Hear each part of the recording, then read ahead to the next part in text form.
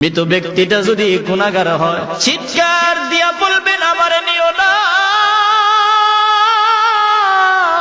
এই কবরের আযাব আমি সহ্য করতে পারবো না। গুনাহগার হইলে চিৎকার দিবে আমারে নিও না, এই কবরে 99টা সাপ আমার জন্য অপেক্ষা করতে আছে। কিন্তু আমার আপনার এই কান্না কেউ শুনবে না। আমার এই দেহটারে যখন মসজিদের গাড়িতে উঠাইয়া দিবেন, কিছু মানুষ গিয়া আমার বিবির কাছে বলবেন শেষবারের মতো বলছি, তার উপর দাবি থাকলে ছাইরা দাও। আমার মার কাছে গিয়ে বললে আমার মা চিৎকার দিয়ে বলবেন শেষবারের মতো একবার দেখা, আর আমার ছেলেটারে দেখতে পারবো না, শেষবারের মতো তোমরা একবার আমারে দেখাইয়া লয়া যাও। আমারে শেষবারের মতো দেখানোর জন্য আমার আব্বা আসবে, আম্মা আসবে। ওই সময় আমার এই মসজিদের খাটিয়াতে যখন ওঠানো হবে, আমার আত্মীয় স্বজনেরা গাড়ির মতো ড্রাইভার হইয়া তারা নিজেই চলে যাবে। ওই সময় মৃত ব্যক্তিটা তখন বলবেন আইরে, এই দুনিয়ার যারা ছিল সবাই আমার পর, যারা আমার খাটিয়াতে ধরছে তারাই হইল আমার আপন। আল্লাহু আকবার, জোরে বলেন, তারাই আমার আপন। ওই সময় সবাই মিলিয়া যখন তারে কবরের দিকে নেওয়া হবে, কবরের পাশাপাশি যখন চলে যাবেন, আমার আত্মীয় স্বজন থেকে 2 অথবা 3 জন মানুষ কবরে নামবে।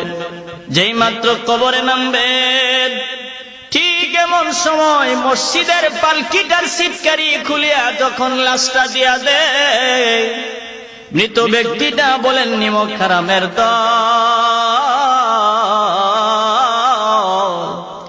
এতক্ষণ যারা ছিলে সবাই আমার পর, যারা আমার কবরে নামছে তারাই হইল আমার আপন।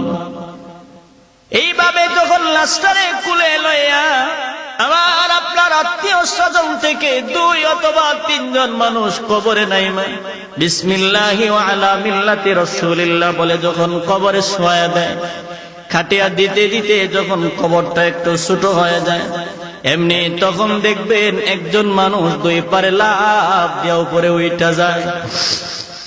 লাফ দিয়া যখন উপরে উঠা যায়, এমন সময় মৃত ব্যক্তিটা গুনাহগার হইলে চিৎকার দিয়া বলবেন যাইও না, এই কবরে আমি কেমনে থাকবো, আমার তো কই যাও। কিন্তু শুনবে না। দ্বিতীয় ব্যক্তিটা যখন উঠে যাবে, তারপরেও সে ডাকবে আমার তো যাইও না, কিন্তু শুনবে না। তৃতীয় ব্যক্তিটা যখন উপরে ওইটা যাবে, ওই সময় কবরওয়ালা বলবেন এরে নিমক হারামের দল, এই দুনিয়াতে কতই না কিছু করলাম, কিন্তু কেউ আমার সাথে আসলি না।